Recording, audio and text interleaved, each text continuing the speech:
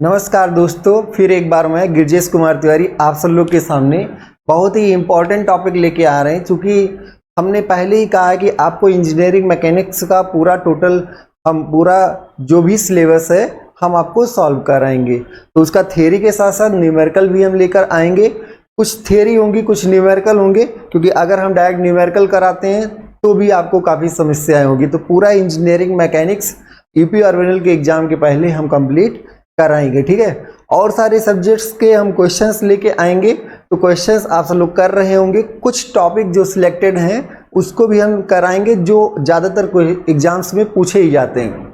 तो कुछ लोग की मोर सर्किल की डिमांड है, कुछ लोग गियर टर्मिनोलॉजी है, कुछ लोग वाइब्रेशन करना चाहते हैं, तो उसको हम डिटेल में कराएंगे टॉपिक वाइज। पर हाँ, इंजीनियरिंग मैकेनिक्स हम A to Z पूरा कराएंगे, ठीक है। तो आज हम क्लियरली आपको बताना चाहेंगे कि क्या क्या कराना है इंजीनियरिंग मैकेनिक्स में। क्योंकि कई लोग कहते हैं सर फ्रिक्शन करा दीजिए, कुछ लोग कह रहे हैं मशीन्स करा दीजिए। तो ऐसे नहीं, हम आपको पहले क्लियर कर दे रहे हैं कि हम किस तरीके से क्या क्या कौन सा टॉपिक लेकर आएंगे और क्या आपको कराएंगे, ठीक है। तो अब हम शुरू करते हैं इंजीनियरिंग मैकेनिक्स। बहुत ही मज़ेदार टॉपिक होने वाला है, बहुत ही शानदार सेशन होगा। इसके बाद थ्योरी के बाद हम क्वेश्चंस भी कराएंगे ढेर सारे। तो आप उसके साथ जुड़े रहिए और पूरा वीडियो देखा करिए, ठीक है। उसके बाद अगर आपको अच्छा भी लगे तो और लोगों में शेयर भी और भी फैला सकते हैं। सब्सक्राइब भी हमारा चैनल कर सकते हैं डेली अपडेट्स के लिए, क्योंकि डेली कुछ ना कुछ जरूर आपके सामने नया होगा। तो उसके लिए भी आप सब्सक्राइब कर सकते हैं, ठीक है। अगला हम शुरू करते हैं आपका इंजीनियरिंग मैकेनिक्स। तो सबसे पहला वर्ड यही होता है कि सर मैकेनिक्स होता है क्या है। मैकेनिक्स देखिए बहुत ब्रॉड टर्म है, लेकिन हम सब लोग क्या पढ़ने वाले हैं, इंजीनियरिंग मैकेनिक्स। तो इंजीनियरिंग मैकेनिक्स में सिर्फ और सिर्फ बल और उसके प्रभाव को ही पढ़ा जाता है। कुल मिला जुला के एक ही बात आई है, systematic study of force and their effect. केवल और केवल बल और बलों के प्रभाव का एक सिस्टमैटिक अध्ययन जो है वही क्या कहलाएगा, इंजीनियरिंग मैकेनिक्स। अब यह है कि बल का प्रभाव क्या हो सकता है। तो बल किसी एक स्टेशनरी बॉडी को मूव करा सकती है, तो हम उसके प्रभाव को पढ़ेंगे कि मूव कराने में क्या एक्सीलरेशन हो सकता है, क्या वेलोसिटी हो सकती है, कितने समय में कितना दूरी कवर करेगा, ये सारी चीज़ें। तो आप एक प्रभाव तो ये हो गया कि मोशन एनालिसिस कर लेंगे। एक ये है कि अगर बल लग रहा है तो हो सकता है बॉडी आपकी स्टेशनरी कंडीशन में मेंटेन हो। अगर वो सफिशिएंट बल ना लगाया जाए तो हो सकता है कि आप स्टेशनरी कंडीशन में बॉडी को मेंटेन ना कर पाएँ। या इसके उल्टा भी हम कन्वर्ट समझ सकते हैं, किसी बॉडी को स्टैटिक कंडीशन में मेंटेन रखने के लिए क्या बल लगाना पड़ेगा। तो ये भी एक प्रभाव है। और दूसरा आप ये समझ सकते हैं कि एक तो मोशन करा सकता है, अब दूसरा इस मोशन को रिटार्ड भी करा सकता है। तो वो भी हम सब लोग मोशन एनालिसिस में ही करेंगे, ठीक है। कोई बॉडी मूव कर रही है तो उस पर क्या बल लग रहा है और क्या बल लगाया जाए जिससे ये चीज़ें हो जाए। तो ये सारी बातें कुल मिला के हमें पढ़नी होती। तो इंजीनियरिंग मैकेनिक्स भी एक क्या है, फिजिक्स की ही ब्रांच है, फिजिकल साइंस की ही ब्रांच है, जिसमें हम फोर्स और फोर्स के इफेक्ट को पढ़ रहे होते हैं, ठीक है। तो वही लिखा हुआ है इंजीनियरिंग मैकेनिक्स यहाँ पर नहीं, basically engineering mechanics is a branch of physical science. इसका एक भौतिक आपका जो विज्ञान है उसी का ही एक ब्रांच है। तो mechanics is a branch of physical science that is concern, जो जुड़ा हुआ है, concern with the state of rest और motion of body that are subjected to action of force. तो कुल मिला जुला के क्या बात है कि इंजीनियरिंग मैकेनिक्स फिजिकल साइंस की वह शाखा है जिसमें हम मोशन और रेस्ट की स्टडी। अब मोशन रेस्ट एक अलग ही कॉन्सेप्ट होता है। हो सकता है कि दोनों मूव कर रहे हो पर दोनों के बीच में रिलेटिव वेलोसिटी जीरो हो। तो मोशन और रेस्ट हम सब लोग डिटेल में देखेंगे अभी के लिए। तो मैकेनिक्स एक फिजिकल साइंस की एक शाखा है जो स्टेट ऑफ अवस्था, कौन सी, गतिमान अवस्था और स्थिर अवस्था के साथ एनालिसिस करते हैं, जिस पर क्या लग रहा हो, बल लग रहा हो, ठीक है। फिर से, mechanics is a branch of physical science that is concern, जो कि जुड़ा हुआ है with the state of rest और मोशन, जो कि जुड़ा हुआ है स्टेट ऑफ रेस्ट और मोशन से of bodies that are subjected to action of forces, that are subjected to action of force, जो कि फोर्स के प्रभाव में हो रहा हो, चाहे वो रेस्ट में हो चाहे फिर मोशन में हो। अगला, मैकेनिक्स अगर हम देखें तो ब्रॉडली इसको 3 पार्ट में डिवाइड किया गया है। ऐसे तो बहुत ढेर सारे पार्ट्स, पर इंजीनियरिंग मैकेनिक्स आपका ब्रॉडली 3 पार्टों में डिवाइड किया गया है। 3 पार्ट, एक आपका रिजिड बॉडी मैकेनिक्स है जिसमें हम बॉडी, रिजिड बॉडी, अब रिजिड बॉडी क्या है, तो ऐसी कोई भी बॉडी जिसमें अगर आप बल या कुछ भी करें, बल या फिर टॉर्क लगाएं, कुछ भी लगाएं, उसके किन्हीं 2 पॉइंट्स के बीच का डिस्टेंस चेंज ना हो। कोई 2 पॉइंट आप लीजिए और अगर आप बल लगा के तोड़ मरोड़ दिए लेकिन वो आपका डिस्टेंस चेंज नहीं हुआ, टूटा नहीं, इसका मतलब है कि उनमें कोई डिफॉर्मेशन नहीं हुआ। तो 2 तरीके बोल सकते हैं, अगर किसी बॉडी में कोई डिफॉर्मेशन ना हो तो उसे रिजिड बॉडी कहते हैं, या फिर किसी बलों के प्रभाव से किन्हीं 2 पॉइंट्स के बीच के डिस्टेंस ना चेंज हो तो, या फिर किन्हीं 2 पॉइंट्स के बीच के डिस्टेंस कांस्टेंट हो तो उसे रिजिड बॉडी कहते हैं। तो रिजिड बॉडी में जनरली क्या होगा, स्टेशनरी कंडीशन में बात हो गई, स्टैटिक्स में स्थिति विज्ञान, तो स्टेशनरी कंडीशन में स्टैटिक्स, और मूविंग कंडीशन में आपका क्या हो गया, डायनेमिक्स। अब मूविंग कंडीशन में सिर्फ motion analysis without considering cause of motion, कैसे किस कारण से वो उसको ना समझें, सिर्फ मोशन एनालिसिस करें तो आपका क्या होगा, काइनेटिक्स। और अगर हम मोशन के साथ साथ उसके कॉज को भी पढ़ें, सॉरी ये उल्टा हो गया, सिर्फ अगर मोशन विद कॉज, अगर हम मोशन विद कॉज को भी पढ़ें, मोशन और उसके प्रभाव को भी पढ़ें तो काइनेटिक्स, और ये आपका सिर्फ मोशन एनालिसिस तो आपका क्या हो गया, काइनेमेटिक्स। ये आपका शुद्ध गतिकी होता है और ये आपका क्या होता है, बल गतिकी होता है। तो शुद्ध गतिकी में सिर्फ मोशन पढ़ते हैं, जैसे मान लीजिए प्रोजेक्टाइल मोशन पढ़ते हैं या इम्पैक्ट कोलिजन को पढ़ते हैं, तो प्रोजेक्टाइल मोशन में सिर्फ ये पढ़ते हैं कि मोशन हो रहा है, क्यों हो रहा है, किसने बल लगाया होगा, किसने किक मारी होगी फुटबॉल को, उससे हमें मतलब नहीं होता। कोलिजन के केस में सिर्फ मोशन की, अगर टकराए तो क्या वेलोसिटी होगी, क्या काइनेटिक एनर्जी होगी, यही सारी चीजें पढ़ते हैं। पर कॉज क्या है, तो कॉज को हम नहीं पढ़ते हैं। इस सिचुएशन में हम कॉज को भी पढ़ते हैं कि अगर सर्कुलर मोशन हो रहा है तो सेंट्रीफ्यूगल फोर्स कहाँ से लग रहा होगा, कौन दे रहा होगा, वो सारी चीजें हम सब लोग पढ़ते हैं। तो बल गतिकी और शुद्ध गतिकी, ये आपका क्लासिफिकेशन है रिजिड बॉडी मैकेनिक्स, जो आप इंजीनियरिंग मैकेनिक्स में पढ़ेंगे। इसी में अगर आप मशीन्स के लिंकेज के, अगर आप किसी एक मशीन, क्योंकि मशीन बना होगा ढेर सारे लिंक्स हो गए, अगर आप मशीन के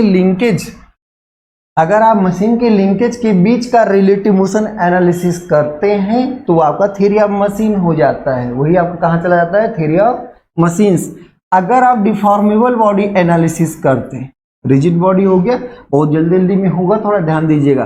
तो डिफॉर्मेबल, अगर किसी बॉडी में फोर्स के एप्लीकेशन के कारण उसमें डिफॉर्मेशन हो रहा है, मतलब रिजिड बॉडी नहीं, किन्हीं 2 पॉइंट्स के बीच के डिस्टेंस बहुत कम ही चेंज हो रही है, तो डिफॉर्मेबल बॉडी मैकेनिक्स। और इसमें हम सब लोग इसको हम केस में पढ़ते हैं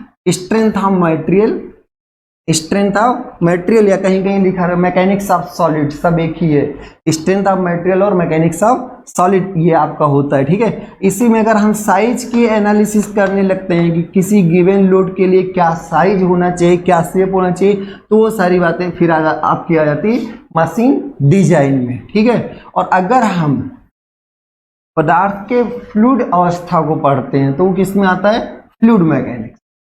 जैसे पाइप फ्लो का केस है, विस्कोसिटी का केस है, बर्नौली थ्योरम जो लग रहे हैं, या फिर आपका लैमिनार फ्लो और टर्बुलेंट फ्लो आपने पढ़ा है, या फिर बाउंड्री लेयर थ्योरी, ये सारी चीजें किसमें, फ्लूइड मैकेनिक्स में।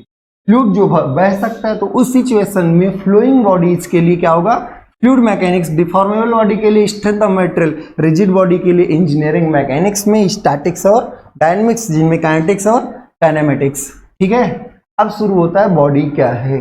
तो बॉडी कोई चीज, किसी भी चीज को हम बॉडी कब मानेंगे, जैसे मान लीजिए मून है, मून को भी बॉडी मान सकते हैं।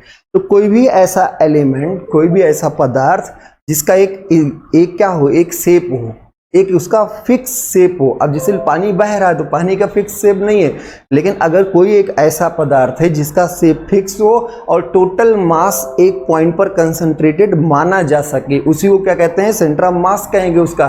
तो जो कोई भी बॉडी जिसका आयतन फिक्स हो, आकृति फिक्स हो, मतलब आकार और आकृति फिक्स हो, और उसके मास को एक पॉइंट पर माना जा सके उसे हम क्या कहेंगे, बॉडी। बात समझ में आ रही? तो पूरे अर्थ को जब हम सब लोग स्पेशियल एनालिसिस करते तो पूरे अर्थ को भी एक बॉडी मान सकते। भारी बहुत बड़ा है लेकिन एक फिक्स शेप का है, साइज का है और सेंटर मास उसके सेंटर पर माना जा सकता है, उसका टोटल मास उसके सेंटर ऑफ मास पर माना जा सकता है। बात समझ में आ रही? तो द ऑब्जेक्ट, कोई भी object which total mass can be considered at a point, इसका टोटल मास एक पॉइंट पर कंसीडर किया जा सके। अब गैस का टोटल मास पॉइंट पे नहीं माना जा सकता, अगर फ्लोइंग बॉडी तो उसका नहीं माना जा सकता, तो आपकी बॉडी नहीं होगी। हाँ, पूरे कार को एक बॉडी हम मान सकते हैं, पूरे ट्रेन को एक बॉडी मान सकते हैं। हाँ, लेंथ अगर है तो वो लेंथ के साथ एनालिसिस, प्लेटफॉर्म का कितने देर में क्रॉस करेगी, क्या करेगी, वो सारी बातें अलग। क्या हो गया? The body which total mass can be considered at a point. तो बात समझ में आ गई। अगला, इफ रिजिड बॉडी, अब इसी में कौन से rigid body, deformable body, fluid, सब अलग अलग बातें होती है। रिजिड बॉडी के केस में if under the action of forces मतलब बलों के कार्य करने पर, if under the action of forces the distance, किसके बीच का distance between any two points, under the action of forces the distance between any two points on the body, जैसे कोई एक बॉडी है और इसके किन्हीं दो पॉइंट्स के बीच का डिस्टेंस आपने पॉइंट मार्क कर लिया और सब लोग इसको मिलके दबाए, फोर्स लगाए, सारा चीजें किए। अगर इन दोनों के बीच की दूरी जो पहले थी वही अभी भी है तो हम कहेंगे इसमें कोई डिफॉर्मेशन नहीं हुआ। तो क्या होगा? If under the action of forces the distance between any two points on the body remains constant, हमेशा क्या रहे? कांस्टेंट रहे। इसका दूसरा मतलब क्या हुआ? कोई डिस्टॉर्शन ना हो, कोई भी तरीके का उसमें तोड़ मरोड़ ना हो, कोई नो डिफॉर्मेशन या फिर no distortion. The body is known as rigid body. तो रिजिड बॉडी एक तरीके से क्या है? दृढ़, और दृढ़ का मतलब भी होता है जिद, और इसकी जिद क्या है कि कुछ भी कर लो हम कभी डिफॉर्म नहीं होंगे। तो कोई भी दृढ़ पिंड कौन सा होता है? जिसमें किसी बल लगाने पर भी कहीं भी कोई भी डिफॉर्मेशन ना हो, रिजिड बॉडी। आइडियली कोई भी बॉडी रिजिड बॉडी नहीं होता। माइक्रोस्कोपिक लेवल पर हर एक बॉडी में, माइक्रोस्कोपिक लेवल पर हर एक बॉडी में डिफॉर्मेशन होता है, लेकिन अगर डिफॉर्मेशन बहुत नेग्लिजिबल हो तो हम रिजिड बॉडी मान सकते हैं। जैसे कनेक्टिंग रॉड है पिस्टन सिलेंडर अरेंजमेंट में, या piston rod of IC engine है तो इसको हम रिजिड बॉडी मान सकते हैं। सिलेंडर बाप की रिजिड बॉडी है। ऐसे जितने स्ट्रक्चर्स बने हुए हैं, चाहे वो आपका टावर, मोबाइल टावर हो या फिर कोई ब्रिज हो, उसके सारे एलिमेंट्स को रिजिड बॉडी मानते हुए एनालिसिस किया जा सकता है, जबकि उसमें डिफॉर्मेशन होता है, ऐसा नहीं है, पर वो नेग्लिजिबल है तो हम रिजिड बॉडी मान सकते हैं। बात समझ में आ रही है? अब इसमें कंटेंट्स क्या क्या पढ़ना है, कब पढ़ना है, धीरे धीरे सारी चीजें होंगी, तो पहले से हम आपको क्लियर कर देना चाहते हैं। फोर्स सिस्टम पहला बहुत मोस्ट इंपॉर्टेंट, जो यहां से ही सारी चीजें शुरू हो जाती हैं। तो फोर्स, पहले फोर्स समझे, जो हम आपको पहले पिछले लेक्चर में बता चुके हैं कि बल क्या है, डायरेक्टेड फोर्स, पुश और पुल। तो फोर्स सिस्टम मतलब सिस्टम ऑफ फोर्स, ढेर सारे बलों के समूह को पढ़ेंगे एंड देयर एप्लीकेशंस। अब जैसे फोर्स से मूवमेंट डेवलप होगा, मूवमेंट से क्या चीजें, कैसे रिएक्शंस निकालेंगे, कब इक्विलिब्रियम की सिचुएशन होगी, इक्विलिब्रियम ना हो तो कैसे इक्विलिब्रियम में लाया जाए, या ढेर सारे बल लेंगे तो उनका रिजल्टेंट क्या होगा, एक सिंगल प्रभाव क्या होगा, या हो सकता है ढेर सारे बलों के समूह से एक केवल बल नहीं, उसका कुछ मूवमेंट भी आए, कपल भी आए, तो वो कुल मिला जुला के इसी में पढ़ना है। Force system and their application, जिसके दो छोटे छोटे टॉपिक्स हम आपको पढ़ा चुके हैं। पहला टॉपिक क्या है? पैरेललोग्राम। पैरेललोग्राम लॉ, पैरेललोग्राम, और दूसरा आपको हम लामिस थ्योरम बता चुके हैं। तो दो टॉपिक इसमें हो चुका है, आप पुराने लेक्चर्स को देख सकते हैं। तो ये आपका, ये यहाँ पर हम नहीं कराएंगे, पर हाँ अभी भी इसमें बहुत कुछ बचा हुआ है।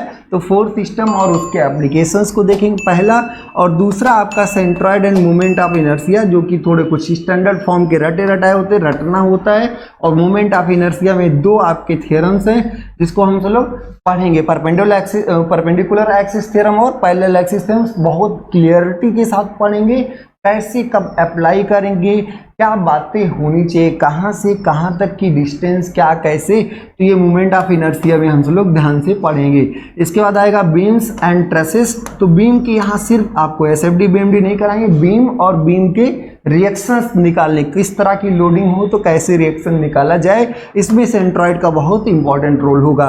ट्रस के केस में, ट्रस में पहली बात तो यही कब आता है कि कब कैसा ट्रस है, इम्परफेक्ट ट्रस है या फिर परफेक्ट ट्रस है, डिफिशिएंट है या फिर रिडंडेंट है, तो ये सारे केसेस पढ़ेंगे। m=2j-3 वाला केस पढ़ेंगे। और इसमें दो चीजें हैं आपकी, मेथड ऑफ जॉइंट और मेथड ऑफ सेक्शन।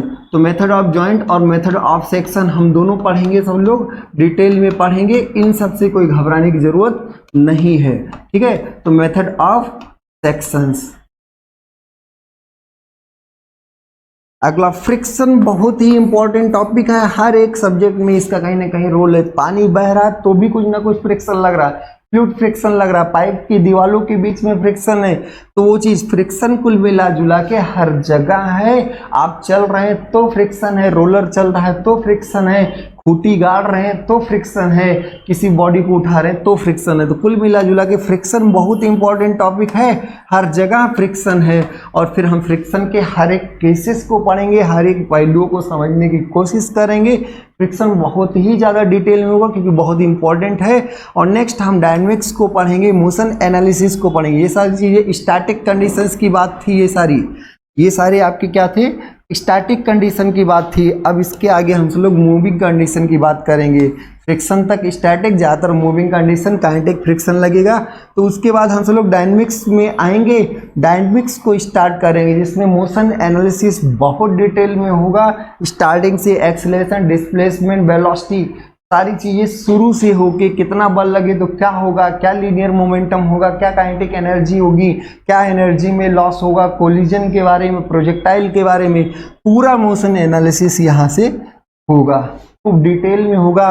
बाल्टी अगर कुएं से उठा लिए तो कितना बल लगाए, कितना कार्य किए, पानी भर के उठाए, पानी नहीं भर के उठाए, बाल्टी नीचे गई, तो सारे केसेस, लिफ्ट ऊपर नीचे जा रहा है, सब कुछ यहीं पर होगा। सब कुछ आपका डायनेमिक्स में, जितने मोशन, जितने तरीके का आप सोच सकते हैं, तो सारे मोशन किस में आएंगे, डायनेमिक्स में कराएंगे। वर्क एनर्जी थ्योरम भी होगा आपका यहीं पर, सब कुछ कराएंगे। और एक छोटा सा चैप्टर है बाद में, मशीन्स। अब ये छोटा सा चैप्टर मशीन्स, क्योंकि ये भी कई बार पूछा जा चुका है तो इसको हमें ऐड करना पड़ा। तो मशीन्स आप देखेंगे कि कितने मशीन्स में mechanical advantage, velocity ratio, power loss, effort loss, ये सारी चीज़ें हम लोग पढ़ेंगे। Power loss, effort loss, ideal machine क्या होगा, क्या लीनियर कर्व होगा। उसके बाद आएगा टाइप्स ऑफ पुलीज, तो उससे first order, second order, third order pulleys के बारे में पढ़ेंगे।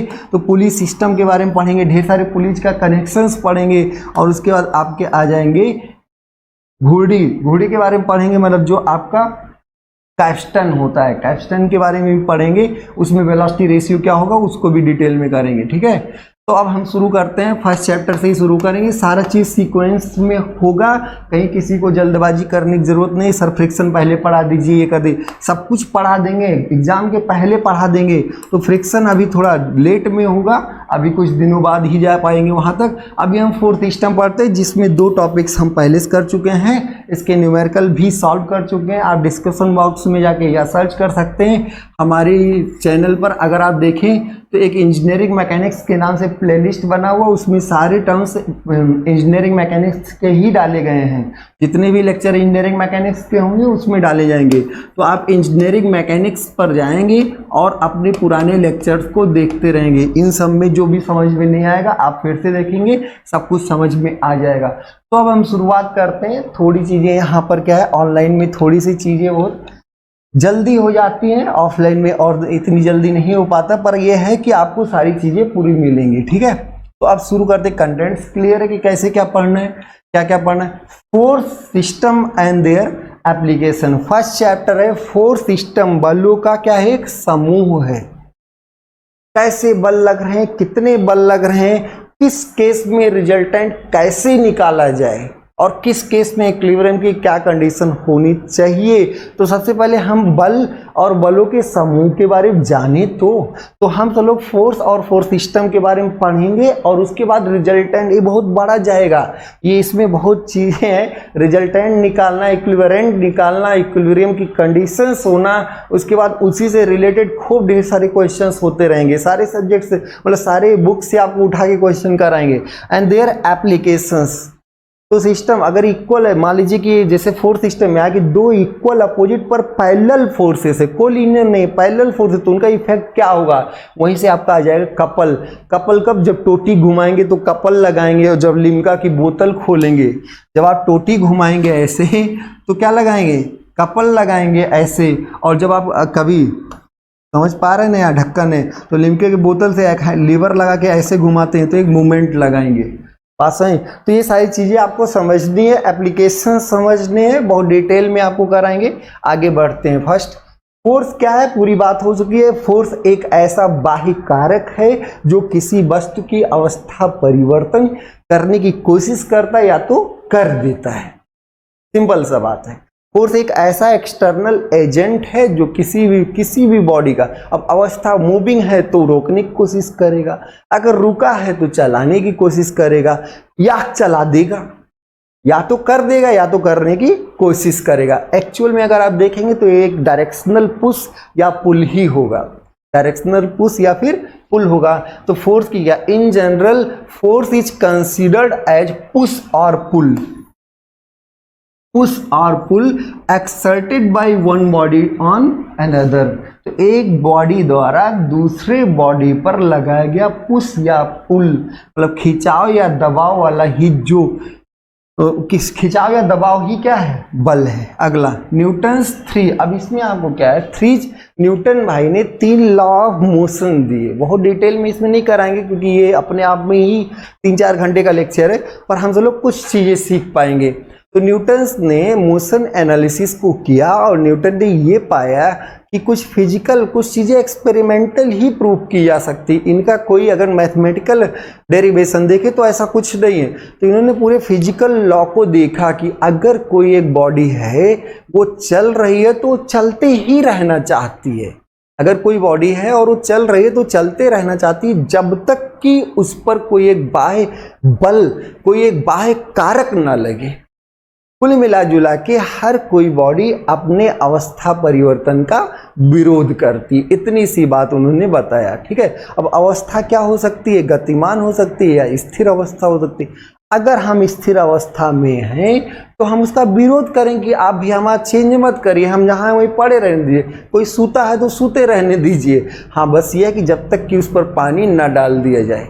पूरी बात समझ में आई। हाँ, पानी डालोगे तो वो एक ऐसा कारक है जो उठाने की कोशिश करेगा, हो सकता है उठा दे, ऐसा नहीं कि हर बार कि उठा ही देगा, ऐसा कोई नहीं, कोशिश है भाई। कोई कुंभकर्ण हो तो पड़ा रहे, क्या दिक्कत है, 10 बाल्टी पानी डाला तो मिर्चा सुलगाना पड़ेगा। तो ये सारे कारक, तो ऐसी ही सिचुएशन है कुल मिला जुला के कि बल एक ऐसा कारक है, एक ऐसा एजेंट है जो किसी एक वस्तु की अवस्था परिवर्तन की कोशिश करता है या फिर अवस्था परिवर्तन कर देता है। ठीक है, तो इन्होंने, न्यूटन ने 3 नियम बनाए। देखिए 3 इक्वेशंस हम लोग काइनेटिक्स में पढ़ेंगे, लेकिन अभी आप 3 नियम पढ़ेंगे। इन्होंने 3 समीकरण भी दिए हैं, तो तीनों नियम में ये सारी चीजें आपकी केवल एक्सपेरिमेंटल बेस्ड हैं। पहला इन्होंने लॉ ऑफ इनर्शिया जिसको बोलते हैं कि जड़त्व का नियम दिया, लॉ ऑफ इनर्शिया। बस केवल अब देख लेते हैं, इसको पढ़ते चलते हैं। Engineering mechanics is formulated, engineering mechanics को फॉर्मुलेट किया गया है on the basis of Newton's 3 laws of motion. हम सब लोग न्यूटोनियन ही एनालिसिस कर रहे होते हैं, ध्यान रखिएगा। तो engineering mechanics is formulated on the basis of Newton's 3 laws of motion, 3 नियम के बेसिस पर इसको फॉर्मुलेट किया गया है। द वैलिडिटी ऑफ विच, इसकी वैलिडिटी जो आगे बहुत important, the validity of which is based on experimental observation. तो न्यूटन ने 3 नियम बताए। सेब गिरा, सेब के बारे में सोचे, वहां ग्रेविटी दे दिए। यहाँ इन्होंने ऑब्जर्व किया कि हम देख रहे हैं कि जब तक कोई एक्सटर्नल एजेंट नहीं लगा रहे हैं तो कोई बॉडी अपनी अवस्था परिवर्तन कर ही नहीं रही है। तो वही न्यूटन के सिर्फ और सिर्फ एक्सपेरिमेंटल बेसिस पर, एक्सपेरिमेंटल ऑब्जर्वेशन के बेसिस पर 3 नियम दिए जो कि न्यूटन्स 3 लॉज ऑफ मोशन कहलाते हैं। तो पहला नियम जो है जिसको हम लॉ ऑफ इनर्शिया कहते हैं। अच्छा, पहला नियम आपको पहले समझना है कि कोई भी पिंड, कोई भी बॉडी जिस अवस्था में उसी अवस्था में बने रहना चाहती है जब तक कि कोई उस पर एक्सटर्नल फोर्स ना लगाया जाए। तो यहाँ इन्होंने कहा कि ये कोई बॉडी अपनी अवस्था में बने रहना चाहती है जब तक कोई एक एक्सटर्नल कारक ना लगाया जाए, और वही एक्सटर्नल कारक ही क्या है? फोर्स है। वही एक्सटर्नल कारक क्या है? वही एक्सटर्नल एजेंट क्या है? फोर्स है।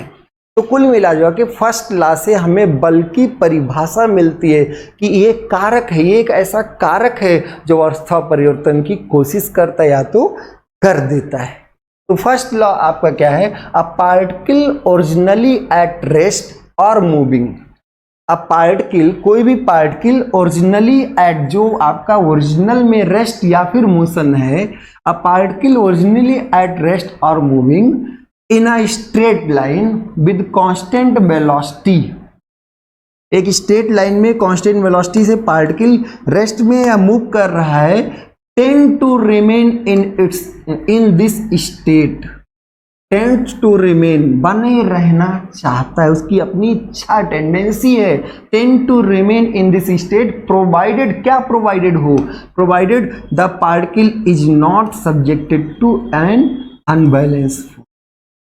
मतलब क्या निकल गया?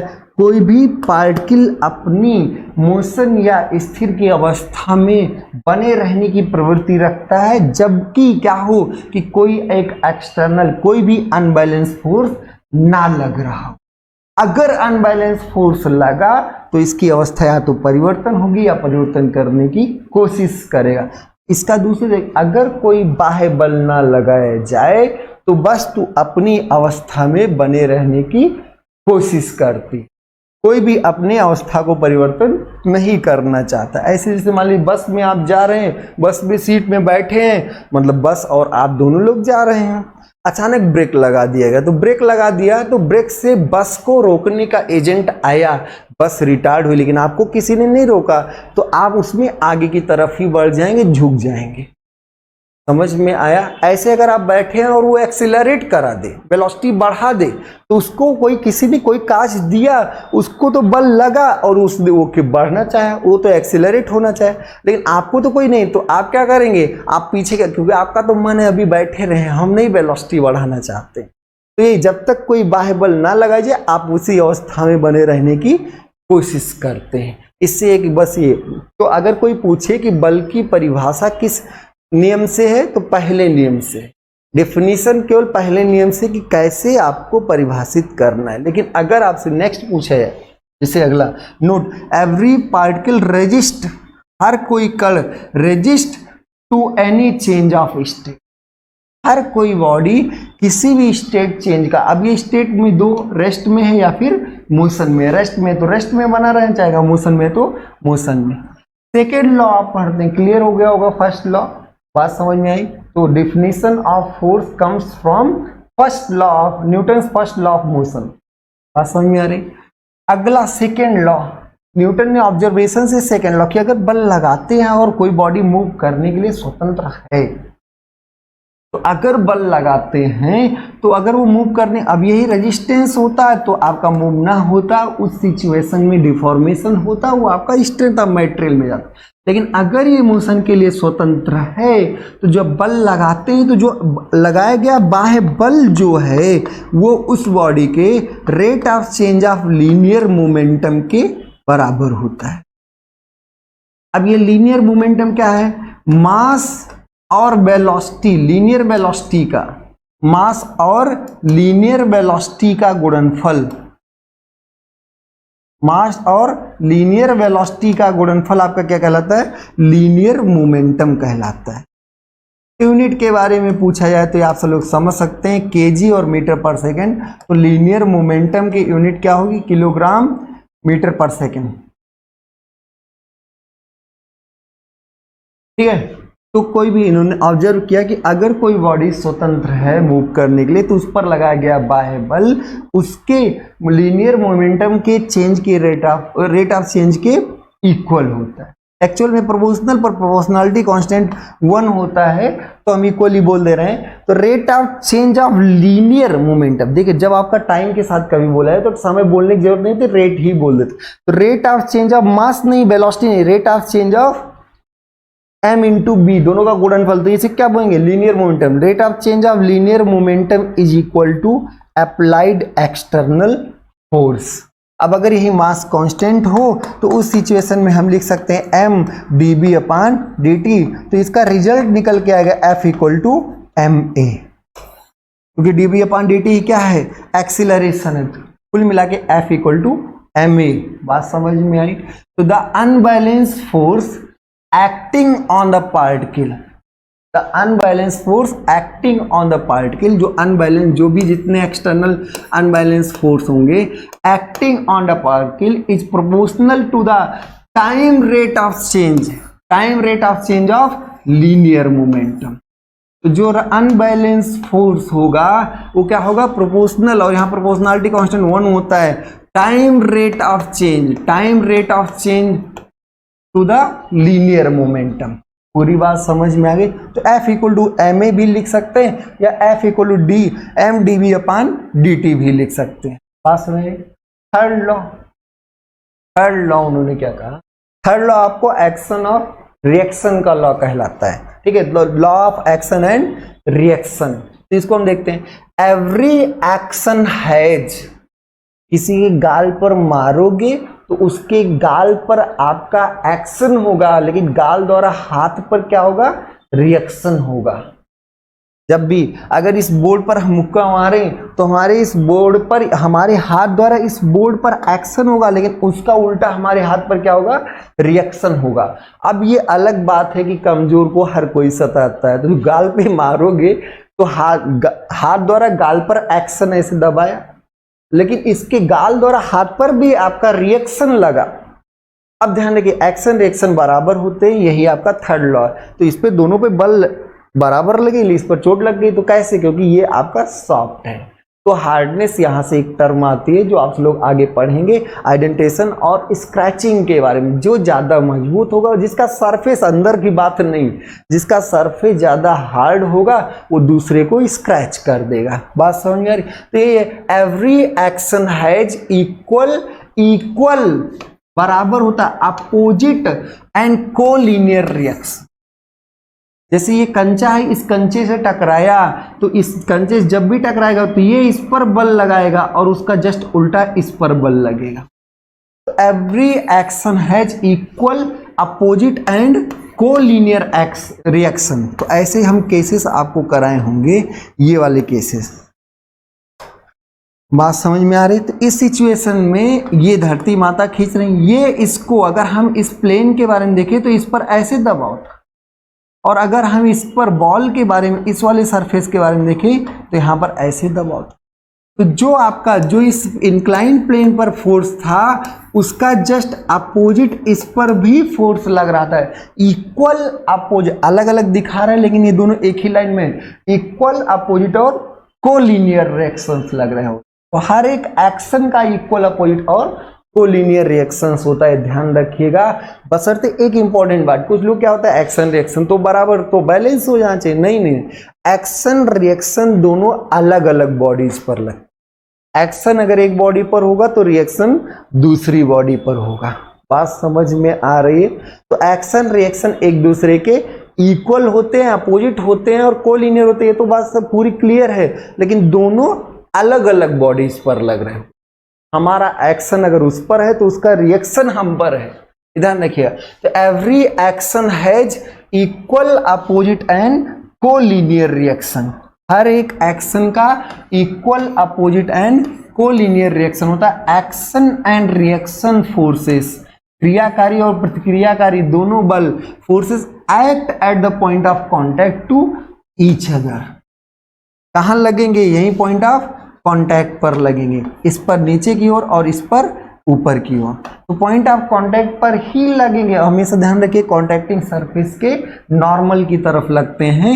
तो हर एक कॉन्टैक्टिंग सरफेस के नॉर्मल, जितना एक्शन उतना ही रिएक्शन। बात समझ में आए। पर दोनों एक दूसरे, इधर एक्शन है तो उधर रिएक्शन, इस बॉडी पर एक्शन है तो इस बॉडी पर रिएक्शन है। और पूछा भी जाता है रिएक्शन फोर्सेस का मान बताइए, तो रिएक्शन फोर्स हम लोग निकालते हैं सिस्टम ऑफ फोर्सेस, ढेर सारे बलों का समूह।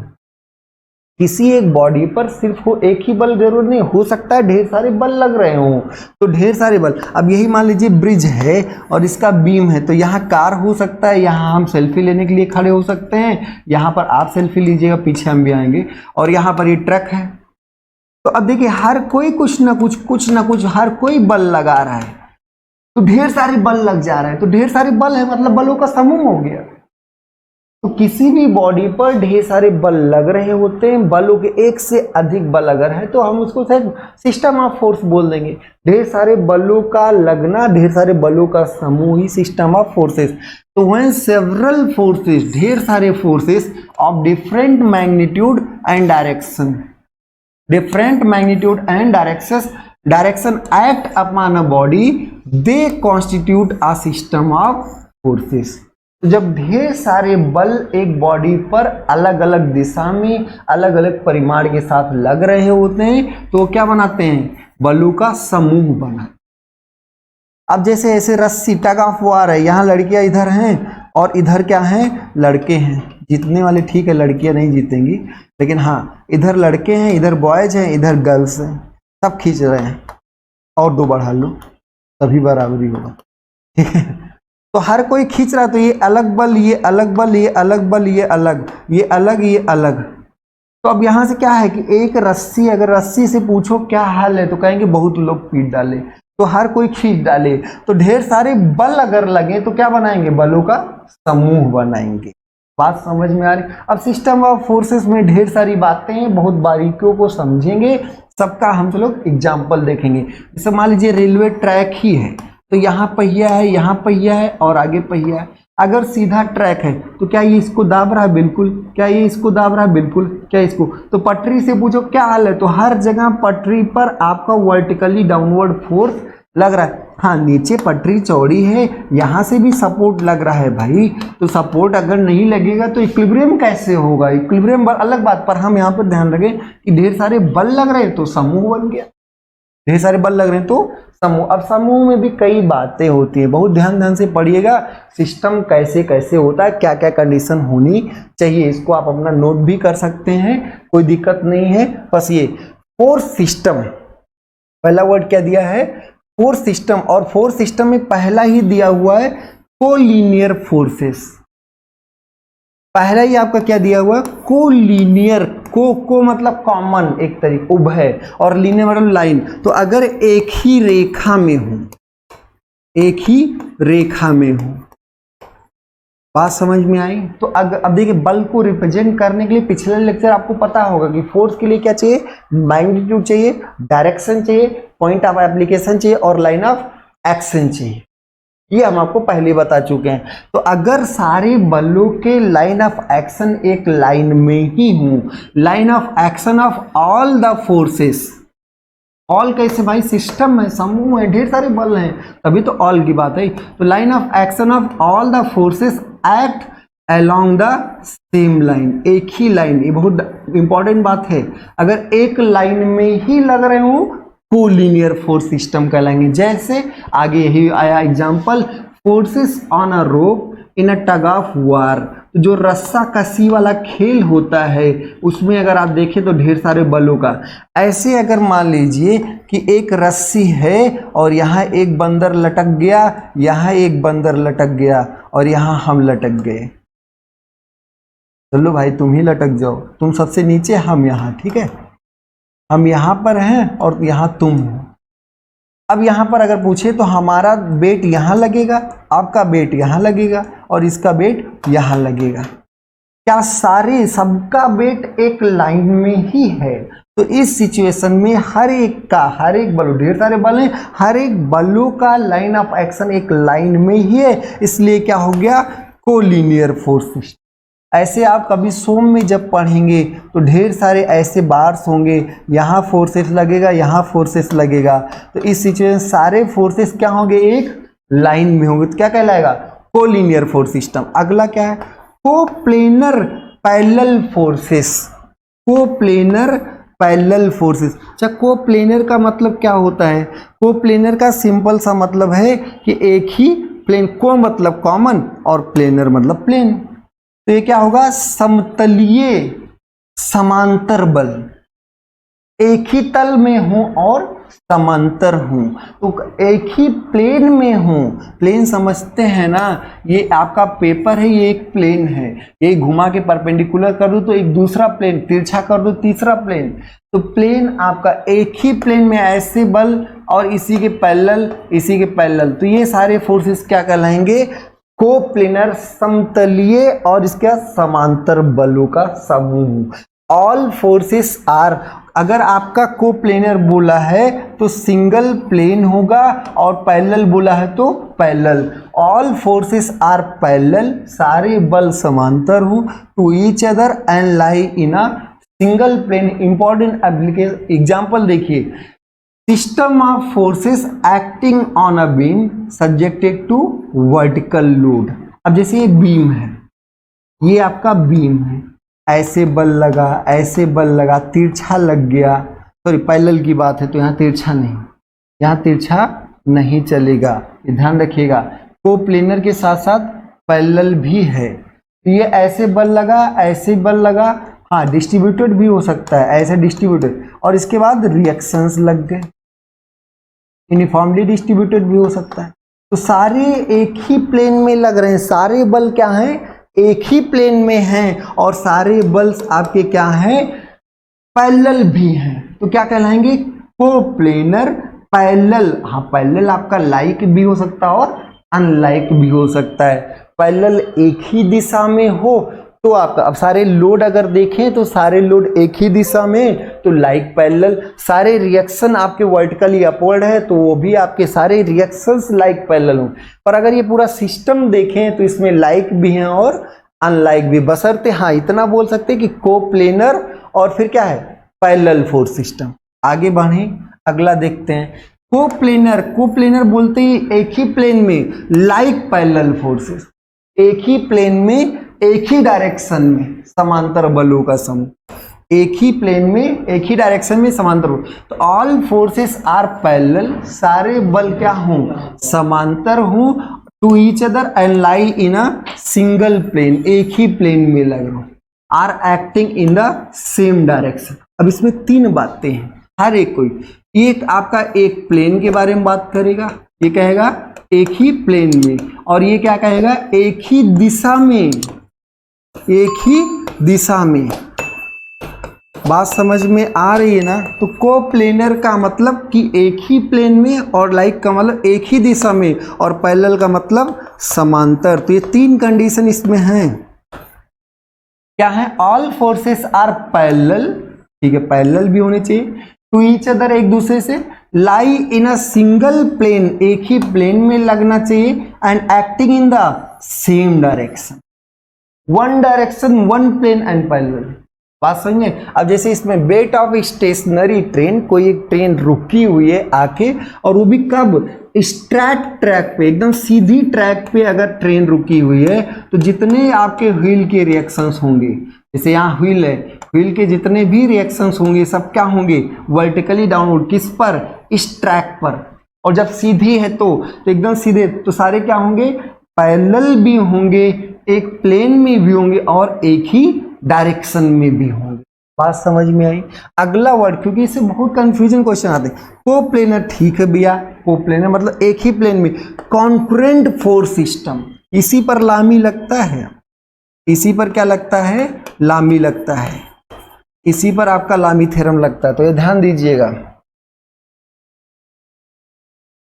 ठीक है। कोप्लेनर क्या है? कोप्लेनर समतलीय, और कॉन्करेंट मतलब एक ही केंद्र से। तो अब पैरेलल की तो बात ही नहीं, इंटरसेक्टिंग बात हो गई, तो क्या हो? एक ही पॉइंट से। कोप्लेनर कॉन्करेंट, कोप्लेनर मतलब एक प्लेन,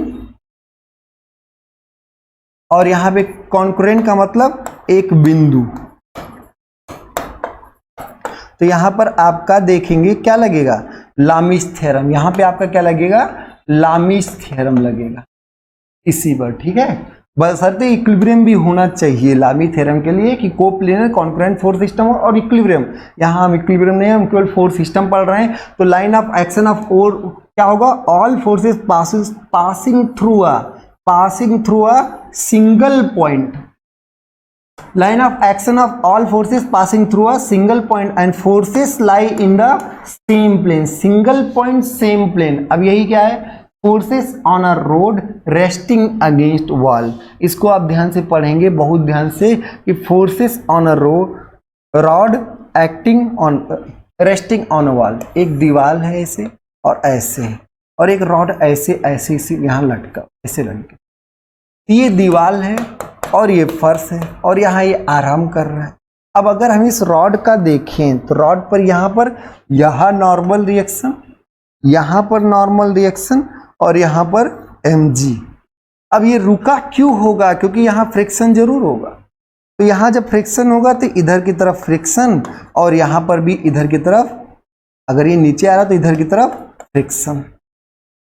तो अगर आप देखें फ्रिक्शन और नॉर्मल रिएक्शन का रिजल्टेंट नॉर्मल से जो कोण बनाता है वही आपका क्या कहलाता है, फ्रिक्शन। और इन दोनों को मिला के एक सिंगल फोर्स से रिप्लेस कर सकते हैं और इन दोनों को मिला के भी एक सिंगल फोर्स से, इन दोनों का एक परिणामी होगा और वो परिणामी इस पॉइंट से पास करेगा। तो कुल मिला जुला के अगर हम रॉड को देखें, और इसको डिटेल में कर लेंगे फ्रिक्शन में, लेकिन अभी हम देखते हैं, तो एक mg है और एक आपका यहां से रिजल्टेंट, यहां से एक रिजल्टेंट और एक यहां से रिजल्टेंट। तीन बल हैं। एक आपका क्या है रॉड पर, सिर्फ और सिर्फ रॉड का अगर हम देखें तो एक mg है नीचे की तरफ, और इन दोनों का रिजल्टेंट यहाँ पे फ्रिक्शन और नॉर्मल रिएक्शन का रिजल्टेंट, और इन दोनों का रिजल्टेंट ये तीनों बल एक ही पॉइंट से पास कर रहे हैं। इसलिए क्या हो गया, आपका एक ही प्लेन में भी है, एक ही प्लेन में है और एक पॉइंट से, तो कोप्लेनर कॉन्करेंट फोर्स सिस्टम। अब क्या है, coplanar non concurrent force system, मतलब कोप्लेनर तो हो पर कॉन्करेंट ना हो। बात समझ में आ रही है। तो इस सिचुएशन में आप देख सकते हैं एक बीम है और इस पर लोड ऐसे तिरछा भी है, ऐसे भी है, ये बीम है, यहाँ रिएक्शन है, यहाँ भी रिएक्शन है। तो अब इस सिचुएशन में सारे बल एक ही प्लेन में है। कोप्लेनर क्या सारे एक पॉइंट से पास कर रहे हैं, नहीं, तो क्या कहलाएगा, नॉन कॉन्करेंट। क्या सारे पैरेलल है, नहीं, तो पैरेलल फोर्स बोल देते। तो यहाँ पे क्या है, coplanar non concurrent force system. All forces do not meet at a point, सारे बल एक पॉइंट पर नहीं मिल रहे हैं सारे बल, but lie in the single plane, एक ही प्लेन में रह रहे हैं। ठीक है, तो फोर्सेस ऑन अ लैडर, कोई एक सीढ़ी है जिस पे आप चढ़ गए, ठीक है, रेस्टिंग अगेंस्ट अ वॉल। अब ये वाला एग्जांपल आप देख लीजिए, समझ लीजिए थोड़ा सा। एक सीढ़ी है और ऐसे लगी हुई है, इस पर और आप यहाँ चढ़ गए इस पर। अब बताइए सीढ़ी जो होगा उसका बीच में यहाँ और आपका यहाँ पर आपका mg और उसका कैपिटल mg, यहाँ पर नॉर्मल रिएक्शन, यहाँ फ्रिक्शन, यहाँ पर नॉर्मल रिएक्शन और यहाँ पर फ्रिक्शन।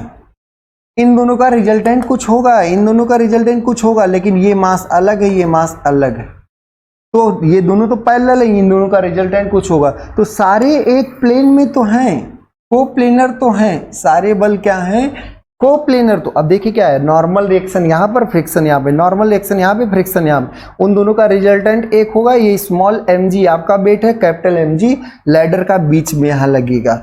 तो अब देखिए सारे ये दोनों क्या एक पॉइंट से जा रहे हैं, नहीं, ये दोनों कहीं ना कहीं कट करेंगे। तो सारे बल एक पॉइंट से नहीं, पर सारे बल क्या हैं, एक प्लेन में। तो coplanar non concurrent force system, ये एग्जांपल्स आए हुए क्वेश्चंस है इसलिए इसको लिए हैं। ठीक है, all forces do not meet at a point but lie in the single plane. तो आपका क्या है, एग्जांपल क्या है, forces on a ladder resting against a wall, सीढ़ी पर जो क्या, सीढ़ी क्या है, जो दीवार के अगेंस्ट, उसके विरुद्ध में रेस्ट कर रहा है। When a person stand on the rung, which is not at its centre. अब रंग में अगर आप सेंटर पे आ गए तब तो फिर वही कोप्लेनर कॉन्करेंट हो जाएगा।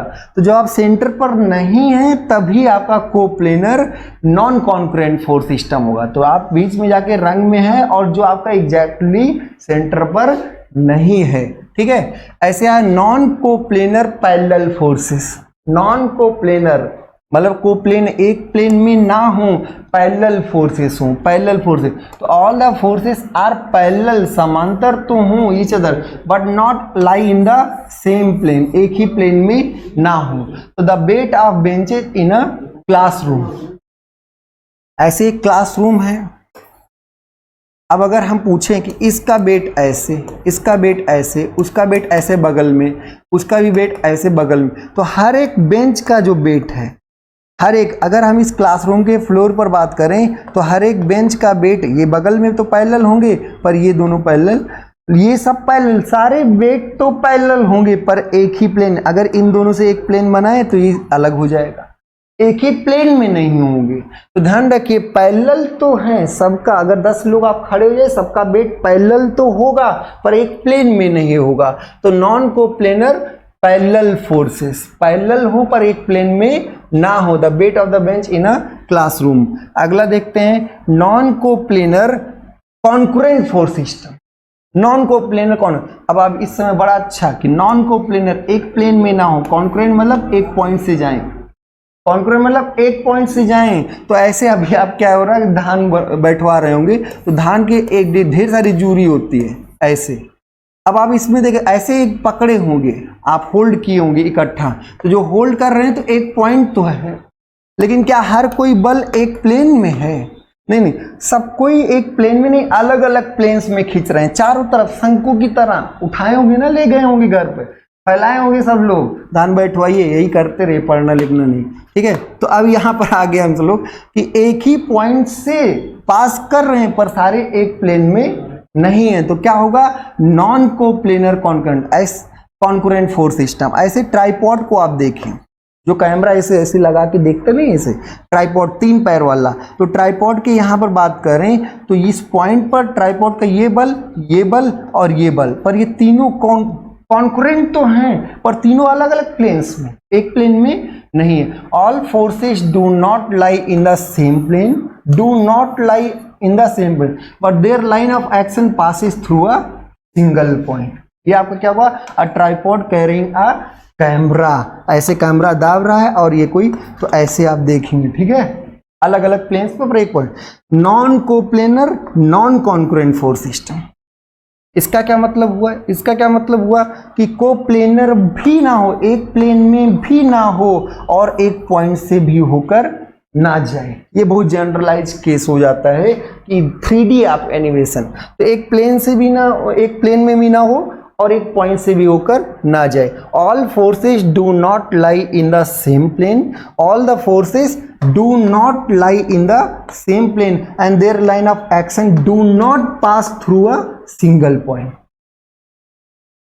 अब इसी में अगर हम बात करें फोर्सेस ऑन अ मूविंग बस, एकदम जनरलाइज, कोई भी जनरल केस आप उठा लीजिए, तो एक बस है, बस की पहिया यहाँ है, ऐसे लग रहा है, ऐसे अब सीधी रेखा में नहीं, घूम भी सकते हैं, टेढ़े, उधर भी लग रहा है, उधर सेंट्रीफ्यूगल फोर्स, यहाँ जो लोग बैठे हुए लग रहा है, तो ढेर सारे बल हैं, ये इनकी धरती माता सबको ही खींच रहा है। तो क्या सारे बल एक पॉइंट से, नहीं, ना तो एक पॉइंट से जा रहे हैं, ना सारे बल एक प्लेन में है। तो जनरल बात ये, non coplanar non concurrent force system, बात समझ में आ रही।